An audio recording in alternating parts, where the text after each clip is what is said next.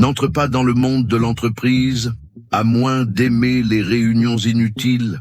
Oui, parce que tout commence comme ça. Une invitation élégante, un café tiède, un sourire professionnel. Et quelqu'un qui te dit que c'est un endroit où l'on évolue, où l'on apprend, où il y a des opportunités. Et tu y crois, parce que ça a l'air sérieux, ça a l'air organisé. Ça donne l'impression que, enfin, ta vie va se mettre sur les rails. Puis arrive la première réunion. Ensuite, la réunion pour planifier une prochaine réunion. Puis la réunion pour comprendre pourquoi la réunion précédente n'a rien résolu. Et là, tu commences à remarquer que tout le monde parle beaucoup, mais que personne ne dit vraiment quelque chose. Tout le monde est débordé, mais personne ne sait exactement par quoi.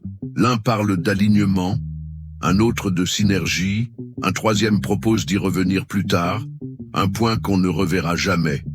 Et toi, tu es là, à prendre des notes que tu n'utiliseras pas, à approuver des choses que tu n'as pas comprises, à sourire pour avoir l'air impliqué. Parce que dans le monde de l'entreprise, avoir l'air occupé est plus important que faire réellement quelque chose. Et petit à petit, cette belle promesse commence à sonner étrange, très étrange, parce que tu n'as encore rien fait, mais tu es déjà fatigué. Et alors tu entres vraiment dans la routine.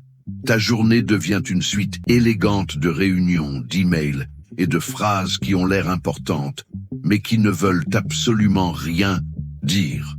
Tout est urgent, jusqu'à ce que ça ne le soit plus. Tout devait être fait pour hier, mais peut finalement attendre la semaine prochaine.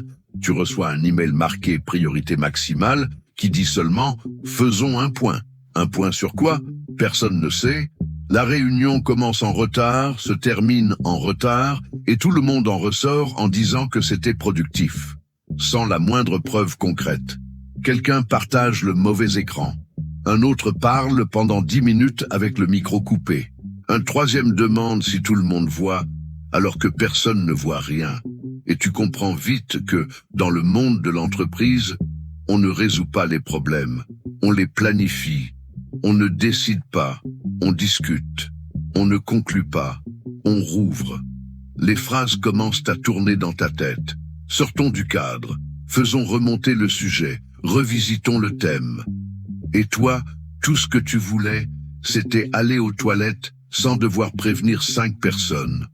Le plus impressionnant, c'est que personne ne trouve ça étrange.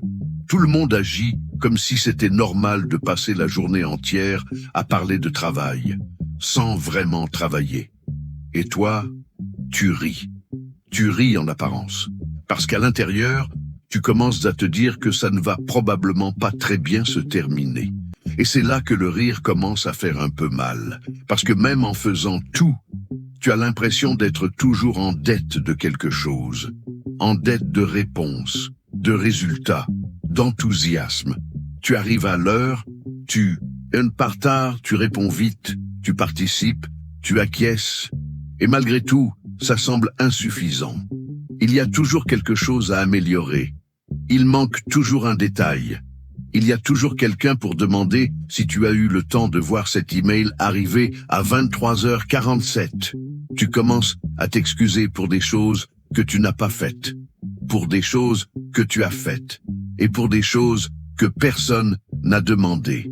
La culpabilité devient une partie de l'uniforme. Tu te sens fatigué sans savoir exactement de quoi, parce que ce n'est pas une fatigue physique, c'est une fatigue d'exister professionnellement, d'être disponible, d'avoir l'air motivé, de feindre de l'intérêt pour des sujets qui s'évaporent dès que la réunion se termine. Et le plus étrange, c'est que même épuisé, tu te dis que peut-être le problème, c'est toi. Peut-être que tu devrais faire plus d'efforts. Peut-être qu'il te faudrait une formation, un livre. Parce que dans le monde de l'entreprise, le home system n'est jamais en tort. En tort, c'est celui qui ne tient pas, et tu ris encore.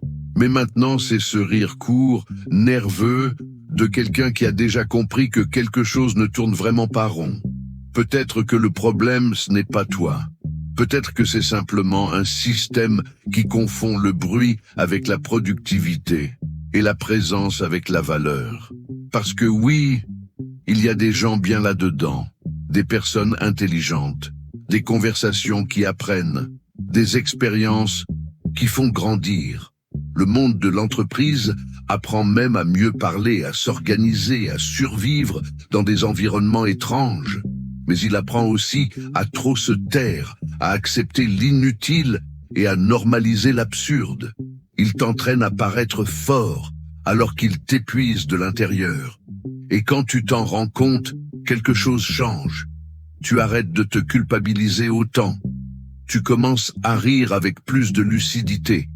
Et tu comprends que ce n'est pas une question de fuir ou de rester, mais de ne pas se perdre. Parce que travailler ne devrait jamais te coûter ta lucidité. Alors dis-moi, est-ce que c'était seulement moi, ou est-ce que toi aussi, tu as déjà ressenti ça ?